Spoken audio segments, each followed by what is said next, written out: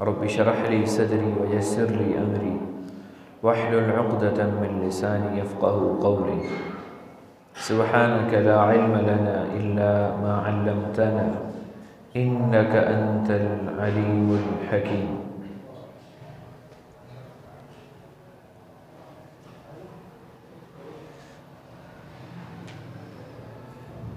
اللہ رب العزت نے جو خاندانی نظام بنایا ہے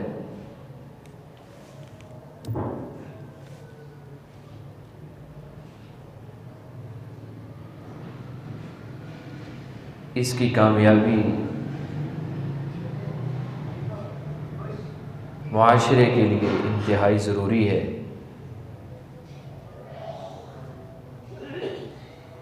وگرنہ ایک گھر نہیں ٹوٹتا بلکہ دو خاندان تباہ و برباد ہو کے رہ جاتے.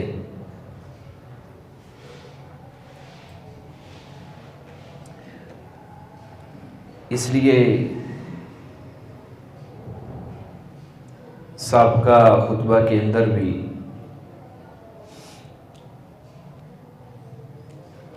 ہم نے کچھ ایسی چیزوں کو واضح کیا تھا جو گھروں کے ٹوٹنے کا سبب بنتی ہیں.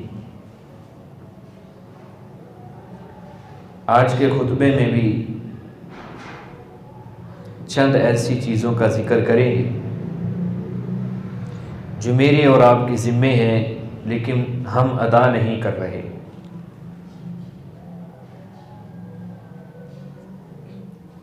ان میں سے پہلی چیز جو ہے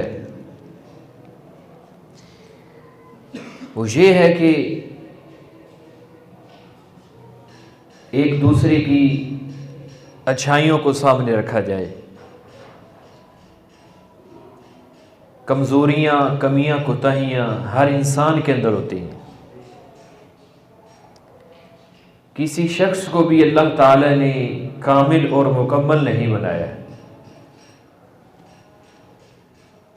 ہر شخص کے اندر کمیاں کوتاہیاں ہوتی ہیں. خامد اگر یہ سمجھے کہ میری بیوی اس کے اندر ہر صفت ہی ہو، کسی قسم کی کوئی خامی نہ ہو، تو یہ نہیں ہو سکتا. بیوی اگر یہ سمجھے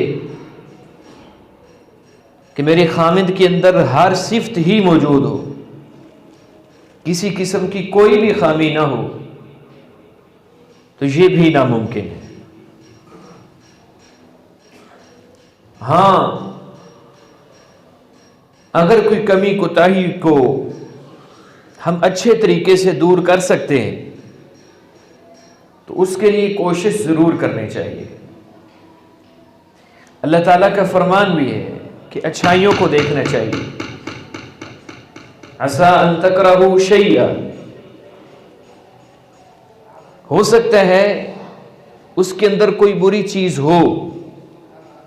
وَيَجْعَلَ اللَّهُ فِيهِنَّ خَيْرًا كَثِيرًا، اللہ تعالیٰ نے اس کے اندر بہت سی اچھائیاں بھی تو رکھی ہوں گی. معاشرہ اس وقت بگڑتا ہے،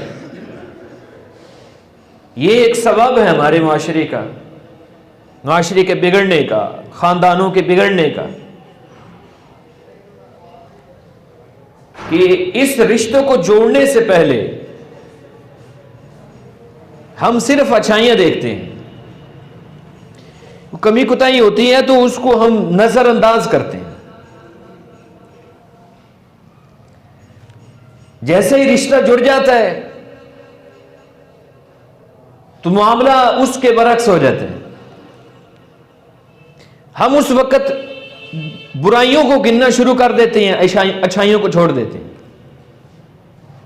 اس کے اندر یہ بھی خامی ہے، اس کے اندر یہ بھی خامی ہے، اس کے اندر یہ بھی خامی. حالانکہ اصول کیا ہے خاندانوں کے خوشحال ہونے کا، کہ جب آپ نے تعلق کو جوڑ لیا ہے تو پھر آپ اس کی اچھائی کو دیکھیں. وَيَجْعَلَ اللَّهُ فِيهِنَّ خَيْرًا كَثِيرًا، اللہ نے اس کے اندر بہت سی اچھائیاں بھی تو رکھی، برائیوں کو نظر انداز کیجیے. ہاں اچھے طریقے سے سدھار سکتے ہیں تو اس کو سدھارنے کی کوشش کریں. ان اچھائیوں کو سدھارنے کا طریقہ کار کیا ہے، اس کا بھی ہم ذکر کریں گے انشاءاللہ۔ تو یہ ایک وجہ ہے برائیوں کو سامنے رکھنا اور اچھائیوں کو نظر انداز کرنا۔ دوسری بات، گھر چلتے ہیں حوصلے کے ساتھ اور فراخ دلی کے ساتھ، غصے کے ساتھ گھر نہیں چلتے۔ کوئی بھی گھر کو اب چھوڑ لے، کوئی بھی ادارہ غصے کے ساتھ نہیں چلتا ہے۔ نبی صلی اللہ علیہ وسلم کے پاس ایک شخص نے جب آ کر کہا کہ اللہ کے رسول مجھے آپ وصیت کریں، کوئی نصیحت کریں، تو آپ صلی اللہ علیہ وسلم نے اس کے مزاج کے اندر، اس کی شخصیت کے اندر جو کمی تھی اس کو آپ نے اس کے سامنے رکھا، اور کیا فرمایا آپ صلی اللہ علیہ وسلم؟ فرمایا لا تغضب، غصہ نہ کرو۔ اور اس نے کہا اللہ کے رسول کوئی اور نصیحت؟ آپ نے پھر بھی یہی فرمایا کہ غصہ نہیں کرنا۔ اس نے بار بار سوال کیا، آپ صلی اللہ علیہ وسلم نے اس کو یہی جواب دیا کہ لا تغضب، غصہ نہیں کرنا۔ یعنی یہ صرف تم اپنے اندر پیدا کر لو، تم کامیاب ہو جاؤ گے۔ اور نبی صلی اللہ علیہ وسلم نے پہلوان کی جو تعریف کی ہے، لیس الشدید بالسرعہ، پہلوان وہ نہیں ہے کہ جو کسی کو بچھاڑ دے۔ آپ طاقتور ہیں، آپ کسی انسان کے ساتھ کشتی کرتے ہیں، اس کی کمر کو نیچے لگا دیتے ہیں، آپ، اللہ کے پیغمبر فرماتے ہیں یہ طاقتور نہیں ہے، یہ پہلوان نہیں ہے۔ انما الشدید الذی یملک نفسہ عند الغضب، فرمایا پہلوان وہ نہیں ہے جو کسی کو بچھاڑ دے، پہلوان وہ ہے جو غصے کے وقت اپنے آپ کو قابو کے اندر رکھے، اپنے ہوش و حواس کو قائم رکھے غصے کے اندر، کہ میں کیا کر رہا ہوں، میری زبان سے کیا نکل رہا ہے۔ یہ نبی صلی اللہ علیہ وسلم نے تعریف کی ہے پہلوان کی۔ معذرت کے ساتھ ہم پہلوان سمجھتے اپنے آپ کو اس وقت کہ جب ہم نے اپنے ماتحت جو بیوی تھی اس کو ہم نے زیر کر لیا اور نوبت طلاق تک پہنچ گئی ہے اور دوسرے فریق کو ہم نے مجبور کر لیا، میں سمجھتا ہوں کہ میں طاقتور ہوں۔ لیکن اسلام کہتا ہے کہ یہ طاقتور نہیں ہے، یہ ایک بزدل انسان ہے، یہ کمزور انسان ہے۔ طاقتور کون ہے؟ جو غصے کے وقت اپنے آپ کو قابو کر لیتا ہے، اپنے اندر حوصلہ پیدا کر لیتا ہے، فراخ دلی پیدا کر لیتا ہے۔ نبی صلی اللہ علیہ وسلم ایک کامل انسان تھے، ہمارے ایمان نے، اللہ رب العزت نے آپ کے اندر ہر خوبی کو جمع کر دی ہے۔ گھروں کے اندر لڑائیاں ہو جانا، گھروں کے اندر اختلافات ہو جانا، یہ کوئی بڑی بات نہیں، نبی صلی اللہ علیہ وسلم کے گھر کے اندر بھی ہو جایا کرتے۔ آپ نے 29 دن تک الہ کیے، اپنے گھروں کے اندر نہیں گئے۔ بے شمار احادیث ہے نبی صلی اللہ علیہ وسلم کی کہ آپ کے گھروں کے اندر اختلافات پیدا ہوئے، لیکن آپ صلی اللہ علیہ وسلم نے ان کو حل کیسے کیا؟ لَقَدْ كَانَ لَكُمْ فِي رَسُولِ اللَّهِ أُسْوَةٌ حَسَنَةٌ، اللہ کے رسول علیہ السلام صرف نماز کے اندر نہیں، روزے کے اندر نہیں، عبادات کے اندر ہی صرف آپ کا اسوہ حسنہ ہمارے لیے نمونہ نہیں، صرف عبادات کے اندر ہی سنت کو اپنانا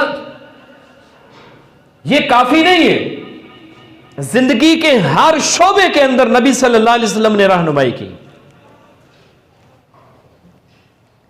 اپنے گھروں کو کیسے جوڑنا ہے اس کے لیے رہنمائی کی ہے نبی صلی اللہ علیہ وسلم نے۔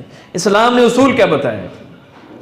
ایک ترتیب بتائی ہے اسلام نے کہ آپ کے گھر کے اندر اختلاف پیدا ہوا ہے، آپ نے اس اختلاف کو حل کیسے کرنا ہے۔ میری بیوی کے اندر کوئی خامی ہے، میں نے اس کو دور کیسے کرنا ہے۔ سب سے پہلا طریقہ کار بتایا ہے، آپ بول چال بند کر، اگر خامی ایسی ہے وہ دور نہیں ہو رہی اور اس کو دور کرنا ضروری بھی ہے، پھر فرمایا بستر کو الگ کر دو، یہ دوسرا سٹیپ۔ پھر بھی خامی دور نہیں ہو رہی، پھر اور علیحدگی اختیار کر لو. جب کسی قسم کا کوئی چارہ نہیں تمہارے پاس، تم دیکھتے ہو کہ میرا گھر چل ہی نہیں رہا،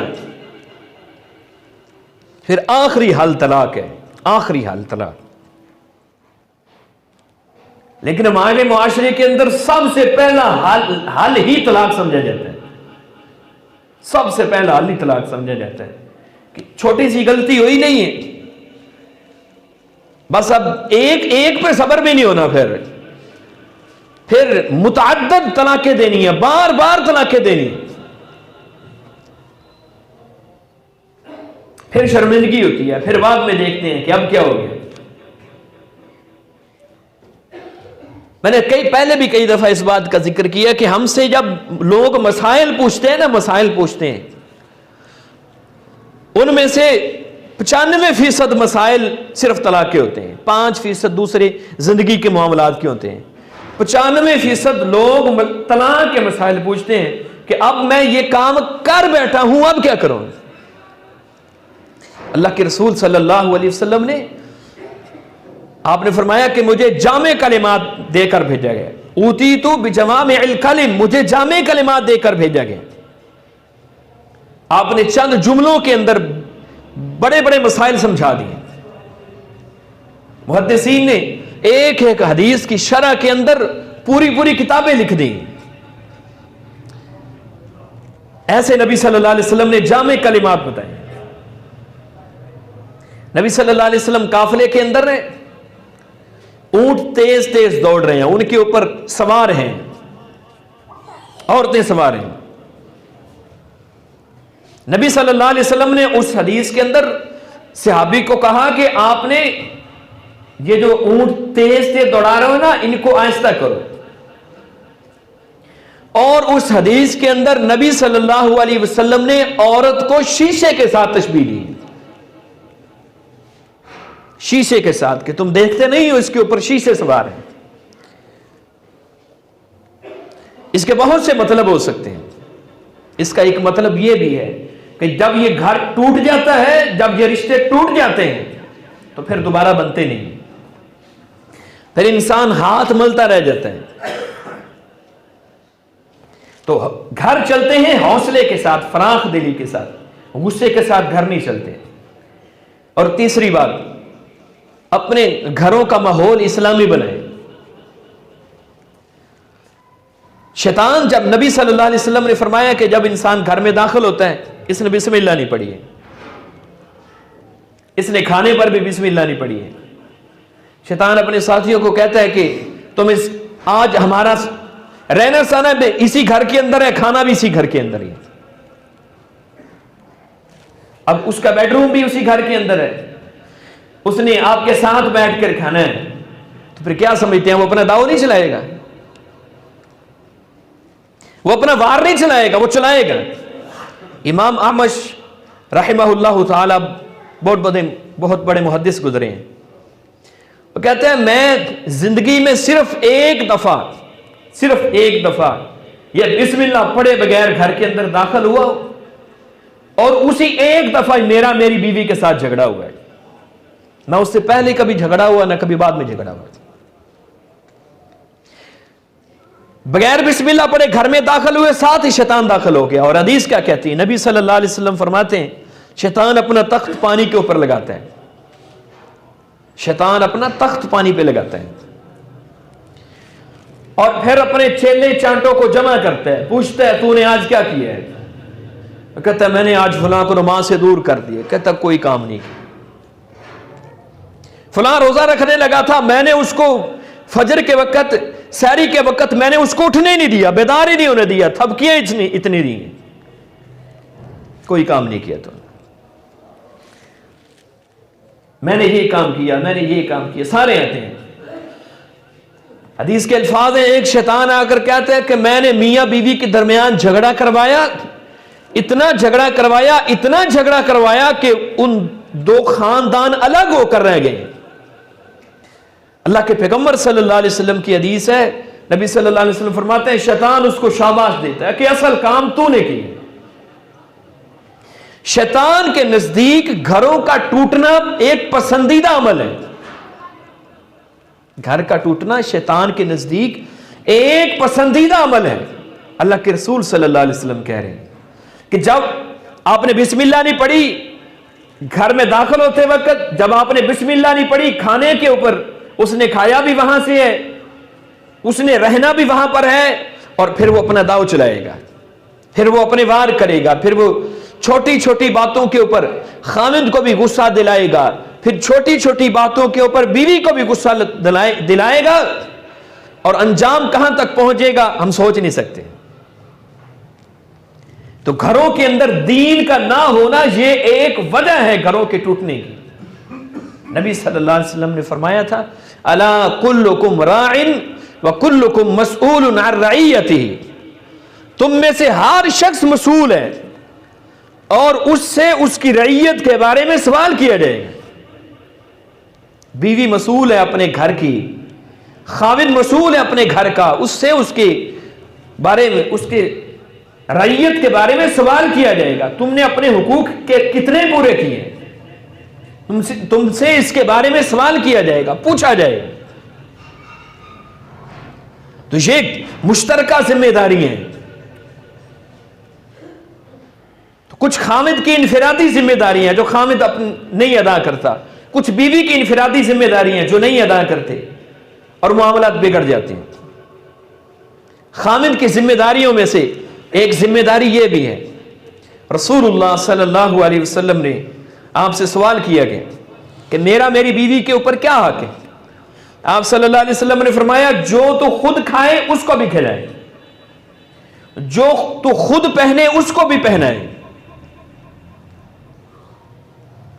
आप खुद कैसा खाना खाते हैं, घर वालों को कैसा खिलाते हैं, खुद कैसा पहनते हैं, घर वालों के लिए लिबास का कैसा बंदोबस्त करते हैं। यह नबी सल्लल्लाहु अलैहि वसल्लम ने इस हदीस के अंदर बयान फरमा दिया है कि मेरी बीवी का मेरे ऊपर हक है। और आप सल्लल्लाहु अलैहि वसल्लम ने घर के ऊपर खर्च करने को कितनी फजीलत दी।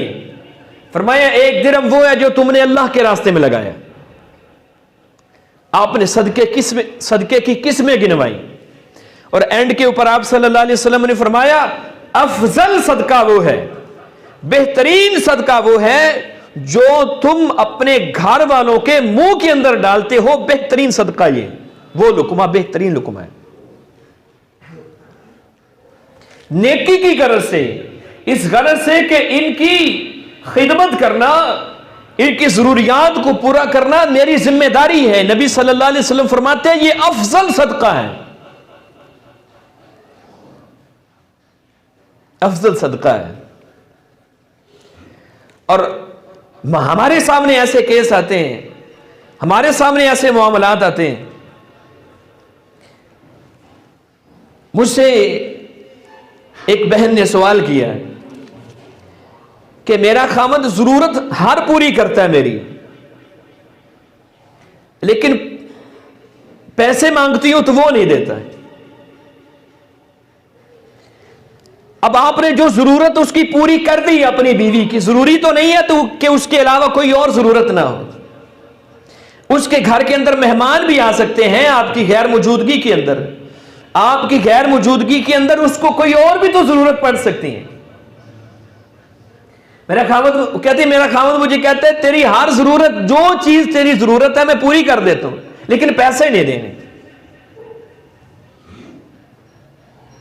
और कई तो जरूरत भी नहीं पूरी करते। हालांकि ये मेरी जिम्मेदारी है कि मैं अपने घर वालों के जायज अखराजात पूरे करूं। रसूलुल्लाह सल्लल्लाहु अलैहि वसल्लम ने इसकी तरगीब दिलाई। और दूसरी बात, घरों के अंदर हुस्न अखलाक, इसका बेहतरीन नमूना पेश करना है। मुझे एक शख्स ने एक अजीब फलसफा पेश किया, एक अजीब फलसफा। कहने लगा, जो घर के अंदर दाखिल होता है ना हंसते हुए, उसकी इज्जत कम हो जाती है। इन्ना लिल्लाहि व इन्ना इलैहि राजिऊन। इतनी दीन से दूरी, इतनी दीन से ला इल्मी। अल्लाह के रसूल अलैहिस्सलातु वस्सलाम ने फरमाया, तुम में से बेहतरीन शख्स वो है जो अपने घर वालों के लिए बेहतरीन है, اور میں آپ صلی اللہ علیہ وسلم فرماتے ہیں میں اپنے گھر والوں کے لیے بہترین ہوں. اللہ کے رسول صلی اللہ علیہ وسلم کی زندگی اپنے گھر والوں کے لیے کیسی تھی؟ اب اپنے گھر کے اندر کیسے رہتے تھے؟ رسول اللہ صلی اللہ علیہ وسلم کی حدیث ہے. تو یہ میری ذمہ داری ہے. اسی طرح بیوی کی ذمہ داری ہے کہ وہ اپنے خاوند کی جس حد تک خدمت کر سکتی ہے وہ کرے. رسول اللہ صلی اللہ علیہ وسلم ایک عورت سے پوچھا کہ تیرے خاوند کے ساتھ کیسا رویہ ہے؟ اس نے بتایا. نبی صلی اللہ علیہ وسلم نے پھر اس کو تنبیہ فرمائی. آپ نے فرمایا فانظری این انت منہ، دیکھنا تو کہاں پہ کھڑی ہے. یاد رکھو فانما ہوا جنتک و نارک، یاد رکھو تیرا خاوند تیرے لیے جنت بھی ہے اور تیرے لیے جہنم بھی ہے. تو اپنے خاوند کی خدمت کر کے، جائز کاموں کے اندر خدمت کر کے تو جنت کما سکتی ہے، اور جائز کاموں کے اندر اس کی نافرمانی کر کے تو جہنم کا ایندھن بن سکتی ہے. رسول اللہ صلی اللہ علیہ وسلم نے فرمایا 4 کام جو عورت کرتی ہے، اذا صلت المرأة خمسها، 5 نمازیں ادا کرنے والی، وصامت شہرها، رمضان کے روزے رکھنے والی، واحسنت فرجها، اور اپنی شرمگاہ کی حفاظت کرنے والی، واطاعت زوجها، اپنے خاوند کی خدمت کرنے والی، جائز کاموں کے اندر اطاعت کرنے والی، فرما بردار بن کے رہنے والی. نبی صلی اللہ علیہ وسلم نے فرمایا قیامت والے دن اس کو کہا جائے گا کہ تیرے لیے جنت کے 8 دروازے کھلے ہیں، جس دروازے سے مرضی چاہے جنت کے اندر داخل ہو. 4 صفات جس عورت کے اندر پیدا ہو جائیں، 4 صفات، رمضان کے روزے، نمازیں، اپنی عزت و عصمت کی حفاظت کرنے والی، خاوند کی اطاعت و فرما برداری کرنے والی. اللہ کے رسول صلی اللہ علیہ وسلم فرماتے ہیں قیامت والے دن جنت کے 8 دروازے اس کے لیے کھل جائیں. اور نبی صلی اللہ علیہ وسلم نے تربیت کیا دی، اپنی بیٹیوں کو کیا تربیت دی. سیدہ فاطمہ رضی اللہ تعالی عنہا نبی صلی اللہ علیہ وسلم کے پاس آئیں، سوال کیا غلام کے بارے میں. آپ صلی اللہ علیہ وسلم نے نہیں دیا، آپ نے ایک عمل بتایا. آپ نے امت کو تعلیم دی ہے کہ اپنی بیٹیوں کو آپ نے کیا دینا ہے، اپنے خاوند کی فرما برداری، اطاعت گزاری سکھانی ہے. نبی صلی اللہ علیہ وسلم نے خود سکھائی ہے. اللہ کے رسول میں اپنے خاوند کے لیے پانی بھر بھر کے لاتی ہوں، میں چکی پیستی ہوں، میرے کندھوں کے اوپر نشان بن گئے ہیں. نبی صلی اللہ علیہ وسلم نے فرمایا اے فاطمہ تو غلام مانگتی ہے، میں تجھے ایک ایسی چیز دیتا ہوں جو غلام سے بھی بڑھ کر ہے، غلام سے بھی بہترین. اللہ کے رسول ہے اے ابا جان وہ کیا چیز ہے؟ نبی صلی اللہ علیہ وسلم نے فرمایا تم رات کو سوتے وقت 33 مرتبہ سبحان اللہ، 33 مرتبہ الحمدللہ، 34 مرتبہ اللہ اکبر پڑھ لیا کرو. سارا دن اپنے خاوند کی خدمت کرو، ضروریات جو تمہارے گھر کی ہیں ان کو پورا کرو. شام کو جب تھکاوٹ ہو جائے، جب تم تھک کے اپنے بستر پر آؤ، نبی صلی اللہ علیہ وسلم فرماتے ہیں تم یہ تسبیحات 33 مرتبہ پڑھ لینا، 100 دفعہ تم نے پوری کرنی ہے، اللہ تیری ساری تھکاوٹوں کو دور کر دے، ساری تھکاوٹوں کو دور کر دے. اور نبی صلی اللہ علیہ وسلم نے فرمایا، آپ نے فرمایا میں نے جہنم کے اندر عورتوں کی کثرت کو دیکھا ہے، کثرت کو دیکھا ہے. تو عورتوں نے پوچھا اللہ کے رسول اس کی وجہ کیا ہے، کیوں کثرت کو دیکھا ہے؟ آپ صلی اللہ علیہ وسلم نے فرمایا ناشکری. ناشکری کس کی ناشکری؟ خامد کی ناشکری. پھر آپ نے وضاحت فرمائی تم اپنی بیوی کے ساتھ ایک زمانے تک، بعض عورتیں ایسی ہوتی ہیں ایک زمانے تک تم ان کے ساتھ احسان کرو، نیکی کرو، زندگی کی ہر ضرورت کو پورا کرو، اور کہیں کوئی کمی کوتاہی ہوئی نہیں، میں نے تو تمہارے اندر کوئی خیر دیکھی ہی نہیں ہے. حدیث کے الفاظ ہیں. بعض عورتوں کے اندر یہ برائی ہوتی ہے. ایک زمانے تک نبی صلی اللہ علیہ وسلم فرما رہے ہیں ان کے ساتھ ان کی ہر ضرورت کو پورا کرو، لیکن کہیں کوئی کمی کوتاہی ہوئی نہیں. نبی صلی اللہ علیہ وسلم فرماتے ہیں وہ کہتی ہے ما رأیت منک خیرا قط، میں نے کبھی تیرے اندر کوئی خیر دیکھے ہی نہیں۔ فرمایا یہ ناشکری ہے جس کی وجہ سے میں نے جہنم کے اندر عورتوں کی کثرت کو دیکھا ہے۔ اور نبی صلی اللہ علیہ وسلم نے فرمایا لا ينظر اللہ تبارک و تعالی الی امرأۃ، اللہ رب العزت اس عورت کی طرف دیکھیں گے ہی نہیں قیامت والے دن۔ کون سی عورت؟ جو اپنے خامد کی شکر گزار بن کے نہیں رہتی، اللہ اس کی طرف دیکھیں گے ہی نہیں ہے۔ خامد کا حق کیا ہے؟ نبی صلی اللہ علیہ وسلم نے فرمایا سجدہ اللہ رب العزت کا حق ہے، کسی بشر کا حق نہیں ہے کہ کوئی بشر کسی بشر کے سجدہ کرے، کسی اور چیز کو سجدہ کرے۔ لیکن آپ صلی اللہ علیہ وسلم نے فرمایا اگر میری امت کے اندر سجدے کی اجازت ہوتی کسی انسان کو کرنے کی، کہ کوئی انسان کسی انسان کو سجدہ کرے، تو میں سب سے پہلے بیوی کو حکم دیتا کہ وہ اپنے خامد کو سجدہ کریں۔ اتنا حق ہے،